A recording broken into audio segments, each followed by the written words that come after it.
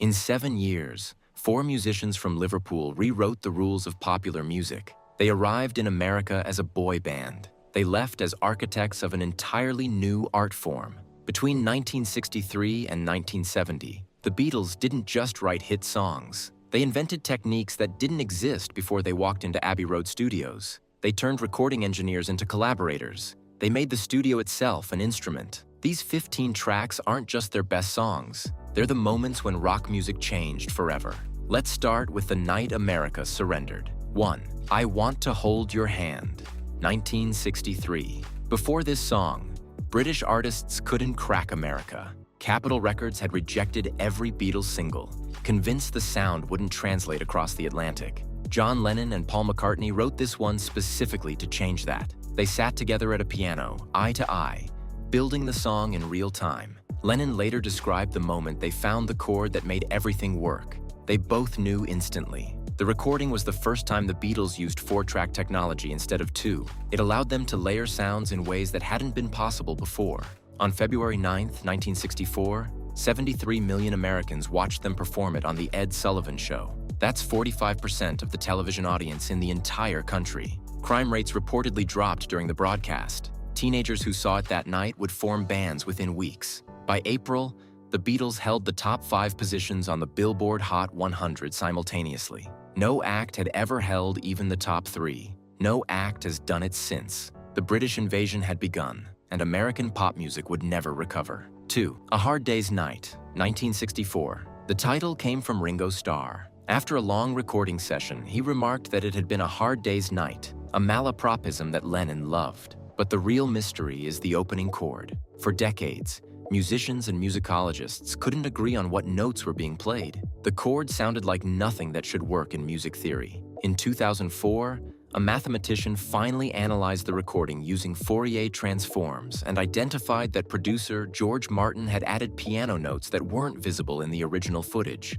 Beyond the chord, the song introduced the Rickenbacker 12-string electric guitar to mainstream rock. George Harrison's jangly, shimmering sound on that instrument became the template for an entire subgenre. The Byrds heard it and built their career around replicating it. Roger McGuinn bought the same guitar within months. Every band that would later be called jangle pop traces their sound back to this recording.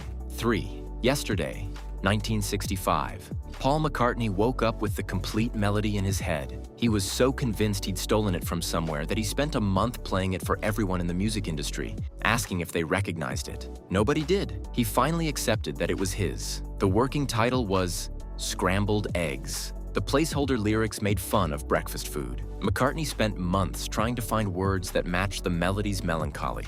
When he brought the finished song to the band, something unexpected happened. Ringo said he couldn't think of a drum part that would fit. George said the same about guitar. John suggested Paul just record it alone. This had never happened before. The Beatles were a band. They played together. George Martin suggested adding a string quartet. McCartney initially resisted. He didn't want it to sound too orchestral, too sweet. But Martin's arrangement was spare and stark. Nothing like the lush strings on most pop records. The recording features only McCartney's voice, his acoustic guitar, and 4 string players. No other Beatle appears on the track. It became the most covered song in history. Over 2,200 artists have recorded their own versions. It proved that rock musicians could work with classical instruments without losing credibility. 4. Norwegian Wood, 1965. George Harrison had become obsessed with Indian music after hearing a sitar on the set of the film Help. He sought out Ravi Shankar and began studying the instrument. This song marked the first time a sitar appeared on a Western pop recording. The lyrics were Lennon's, deliberately obscure to hide the fact that he was describing an affair. The title itself is a pun. The original phrase referred to cheap pine paneling, but also suggested something forbidden. The sitar changed everything. Within months, the Rolling Stones added sitar to their recordings. The Doors followed. Donovan experimented with it. An entire genre of raga rock emerged. Eastern mysticism entered Western pop culture through a 3-minute song about infidelity. 5. Tomorrow Never Knows, 1966. Lennon wanted his voice to sound like the Dalai Lama chanting from a mountaintop. He asked George Martin to make it happen.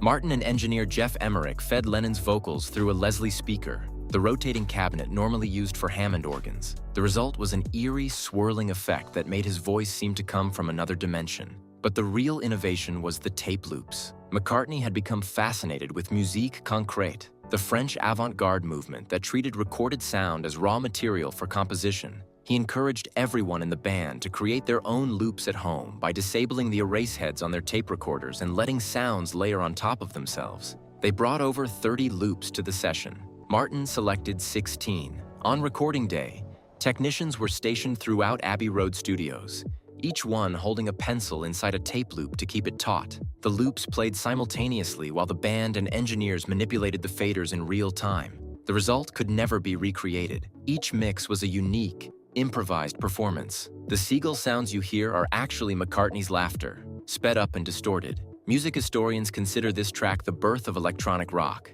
Everything from Pink Floyd to the Chemical Brothers to modern EDM traces a direct line back to this single recording session in April 1966. 6. Eleanor Rigby, 1966. No Beatle plays an instrument on this track. McCartney wrote a song about loneliness and death, subjects that pop music in 1966 simply didn't address. A woman dies alone. A priest buries her. Nobody is saved. George Martin arranged the accompaniment for a string octet, 4 violins, 2 violas, 2 cellos. Engineer Jeff Emmerich placed the microphones closer to the instruments than any classical recording would allow, creating a harsh, aggressive sound that matched the song's bleak subject matter. The name Eleanor Rigby may have come from a gravestone in the Liverpool cemetery where Lennon and McCartney used to hang out as teenagers. McCartney insists he invented it, but the grave exists. The coincidence is almost impossible to explain. The song proved that pop music could be literature.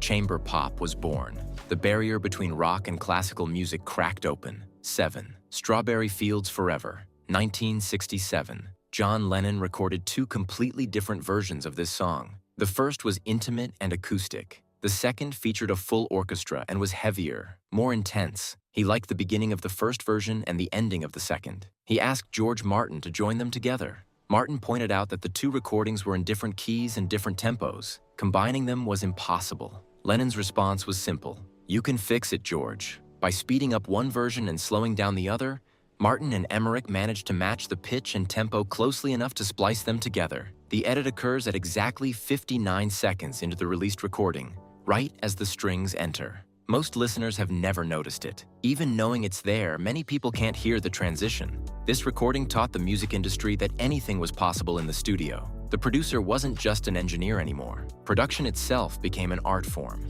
8. A Day in the Life, 1967. Lennon had the verses. McCartney had a separate song about waking up and catching a bus. They decided to combine them. The problem was the 24-bar gap between the 2 sections. Lennon suggested filling it with an orchestra.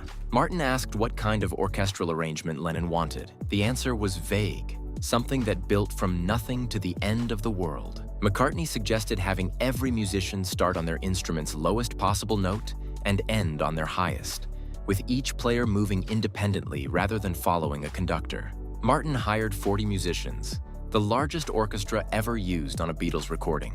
At the session, the players were asked to wear formal evening attire, but also given novelty items: red clown noses, fake nipples, gorilla paws to hold their bows. Guests filled the studio. Mick Jagger was there, Keith Richards, Donovan, Mike Nesmith from the Monkees. The atmosphere was half recording session, half happening. The orchestra recorded the crescendo 4 times. The 4 takes were layered together to create the overwhelming sound of 160 instruments ascending into chaos simultaneously. The song ends with a single E major chord played on multiple pianos and sustained for over 40 seconds. As the natural sound decayed, Emmerich gradually increased the recording level, keeping the volume constant until the vibration finally died. The BBC banned the track for the line that suggested turning someone on. They missed the point entirely. This wasn't a song about drugs. It was a song about what recording technology could achieve when nobody said no. 9. All You Need Is Love, 1967. The Beatles were asked to represent Britain in our world, the first live global satellite broadcast. 400 million people would be watching simultaneously across 5 continents. They had 2 weeks to write a song simple enough that non-English speakers could understand the message. Lennon composed it with deliberate simplicity. The verses are almost monotone, The chorus repeats endlessly. The message couldn't be misunderstood. The recording incorporates fragments from other songs, a Baroque piece, a traditional English melody, a Glenn Miller tune, and even one of the Beatles' own earlier hits. It was a collage of music history delivered live to the largest audience that had ever witnessed a single performance. The Summer of Love had its anthem, and the Beatles had proven that music could be a global event. 10 Helter Skelter, 1968. McCartney had read an interview where Pete Townshend of The Who described one of their songs as the loudest, rawest, most aggressive thing ever recorded. McCartney decided to beat them. The Beatles spent hours trying to create the most chaotic sound possible. The released version was actually edited down from a take that lasted over 27 minutes. Ringo played until his hands bled. His drumsticks raised blisters that burst during the session. The song ends with Ringo screaming that he has blisters on his fingers. They left it in the final mix. Heavy metal didn't officially exist yet. Black Sabbath wouldn't form for another year. But this recording established the template. Distortion, aggression, volume pushed past the point of comfort. Every heavy band that followed owes something to McCartney's competitive streak. 11. Revolution 9, 1968. This is 8 minutes of tape loops, backward sounds, crowd noise, and fragments of speech assembled into a collage that has no melody, no chord progression, and arguably no music in the traditional sense. Lennon and Yoko Ono created it by layering dozens of tape sources. The other Beatles didn't want it on the album. McCartney later admitted he still didn't fully understand it. It remains the most controversial track in the Beatles' catalog. Many fans skip it. Others consider it the band's bravest artistic statement. Either way, it brought the avant-garde into millions of living rooms. Industrial music, sampling culture, and experimental rock all owe a debt to its existence on a mainstream pop album. 12. The End, 1969. The final track, properly recorded by all 4 Beatles together. It contains the only drum solo Ringo Starr ever played on a Beatles record. He had always declined before, considering drum solos indulgent. He finally agreed to 23 seconds of percussion. Following the solo, McCartney, Harrison, and Lennon trade guitar solos back and forth, the only time all 3 guitarists took turns soloing on the same track. The song closes with a rhyming couplet about love given and love received. These were the last lyrics recorded by the Beatles as a group. Abbey Road was released in September 1969. The band would never record together again. They had begun as teenagers playing cover songs in Hamburg. They ended as the most influential recording artists in history. What the Beatles did in 7 years would take other artists' entire careers to attempt. They moved from simple love songs to orchestral arrangements to tape loops to avant-garde collages. Each step seemed impossible until they proved otherwise. They turned recording engineers into creative partners.